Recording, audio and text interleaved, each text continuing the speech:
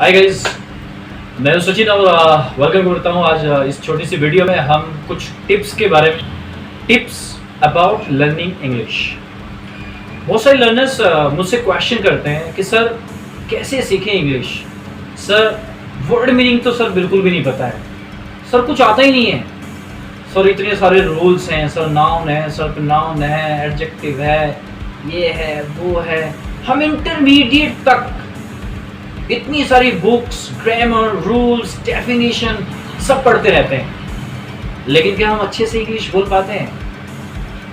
So guys, now we need to understand one thing, that whatever we have studied that has been your subject, but guys अगर language की बात करें तो language और subject in दोनों में ही difference होता है। There is a world of difference, धरती और आसमान का डिफरेंस होता है। डेफिनेटली हमको कुछ नॉलेज बढ़ाने के लिए कुछ रूल्स, कुछ नाउन, प्रोनाउन, ठीक है, वो सब्जेक्टिव, उनका अपना एक महत्व है, उनका अपना एक इम्पोर्टेंस है, वो हमको एज ए सब्जेक्टिव टीचर होना बनता भी है।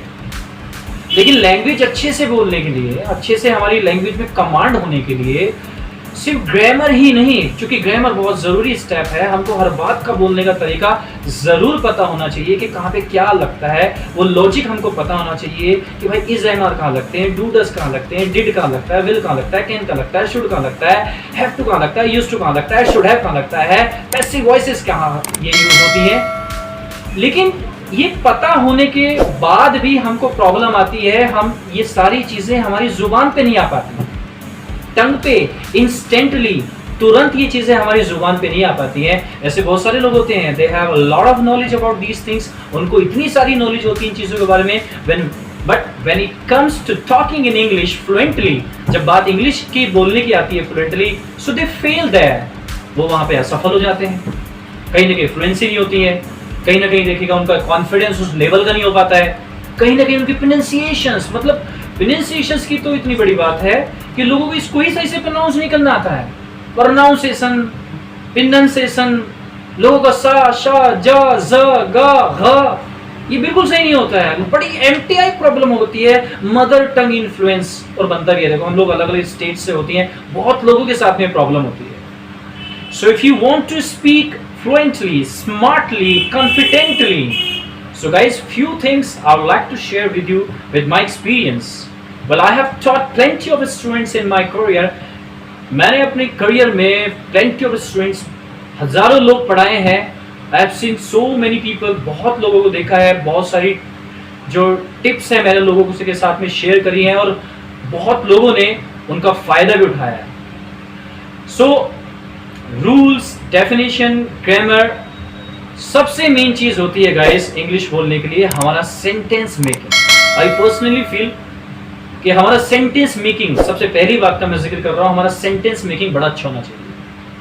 हर बात को बोलने का तरीका पता होना चाहिए। ये जरूरी नहीं है कि आप उसके हिंदी अनुवाद से जाएं, ता, ती, गा, गी, ला, चुका, चुकी, राम जा रहा, सीता खा रही, ये कितनी बातें हम लोग ये सब्जेक्टिवली पढ़ते रहते हैं।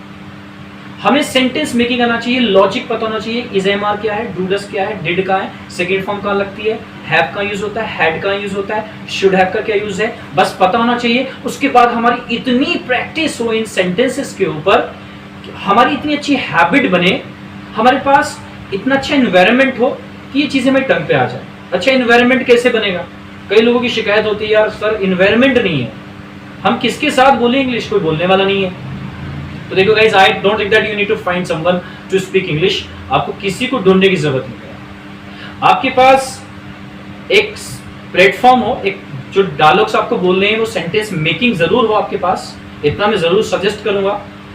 आपको पता होना चाहिए कहाँ पे क्या लग रहा है, फिर आप खुद से क्वेश्चन कीजिए, खुद से आंसर कीजिए, और जब तक आप सोचेंगे नहीं एक्टिविटी अपने दिमाग में, तो चीजें टंग पे नहीं आएंगी। जब आप रोज सोचना शुरू करते हैं, थोड़ा इंग्लिश में उसको हल्का हल्का ट्रांसलेट करना शुरू करते हैं, शुरुआत में आप बहुत टाइम लेते हैं, लेकिन धीरे धीरे क्या होता है कि आपकी फ्लुएंसी ग्रो अप करनी शुरू हो जाती है, वो ठीक होनी शुरू हो जाती है। शुरुआत में ट्रांसलेशन चलता है, जब आप अपने दिमाग में किसी भी चीज़ का ट्रांसलेशन सोचते हैं, बहुत ज़्यादा ट्रांसलेशन चलता है, बहुत ज़्यादा आप उसमें टाइम लेते हैं उनको डायलॉग्स को बोलने में। लेकिन जितना आप प्रैक्टिस करते हैं, more you practice more you gain, जितना आप प्रैक्टिस करते हैं उतना ही आपको उसमें फायदा मिलता है। एनवायरनमेंट हमारे खुद के बनाने से बनता है। खूब रिवाइज कीजिए जितना हो सकता है, revise as much as you can, जितना भी आप हो सकता है उतना आप रिवाइज कीजिए। ये तो जरूर देखिएगा, इस आपको बार बार रिपीट करना पड़ेगा। आप बार बार भूलेंगे, लेकिन आपको उससे हार नहीं माननी है। आप बार बार भूलेंगे तो आप बार बार रिपीट कीजिए, बार बार बोलिए, बार बार मेमोराइज कीजिए, जितना हो सकता है उन चीजों को अपनी हैबिट में बनाइए। Once we get into the habit of speaking English, तो समझो हमारा काम वहां पे बहुत कुछ सफल हो जाता है। एक बार हमको इंग्लिश बोलने की आदत पड़ जाती है। आदत जरूर बनानी है। कई लोगों को आदत नहीं होती है। बहुत सारे ऐसे लोग होते हैं जिनको इंग्लिश आती है, दे अंडरस्टैंड, वो समझते हैं, लेकिन जब उनका नंबर बोलने का आता है तो वो बोल नहीं पाते, क्योंकि उनको आदत नहीं होती है। मन में कहीं ना कहीं शर्माहट होती है कि यार कहीं गलत ना हो जाए डायलॉग, यार मेरे को इतनी अच्छी इंग्लिश आती नहीं है, कैसे होगा। ये सब फालतू की बातें हैं।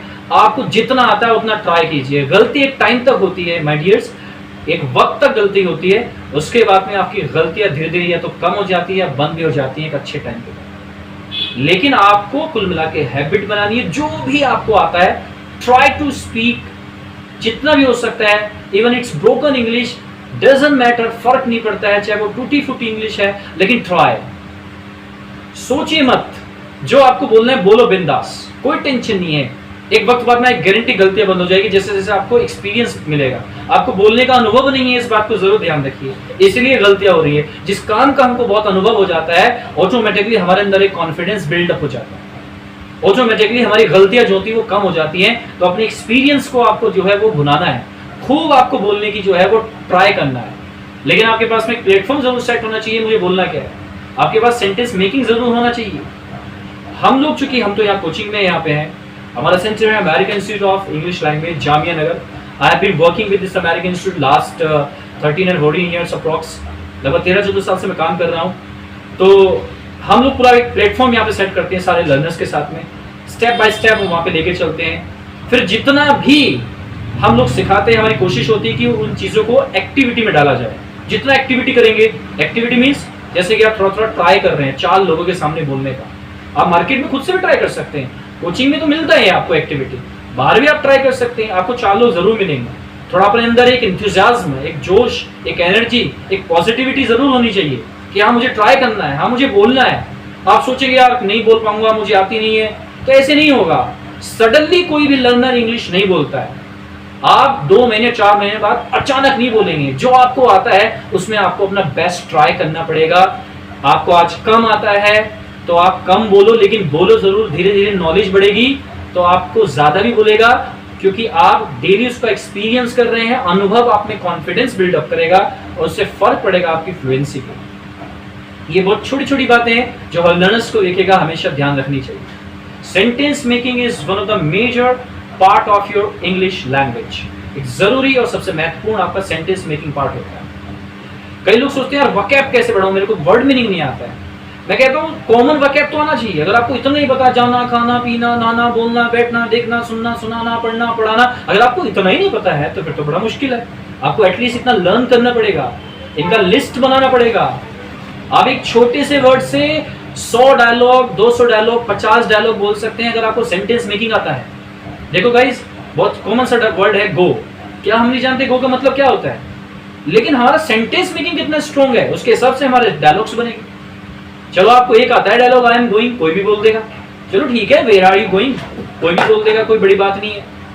लेकिन क्या सारी English I am going, where are you going में है? अगर मैं कहूं मैं कल चला जाता, अब आपको ये तो आता है I am going, where are you going, कल चला जाता, ये आपको सेंटेंस मेकिंग नहीं आता।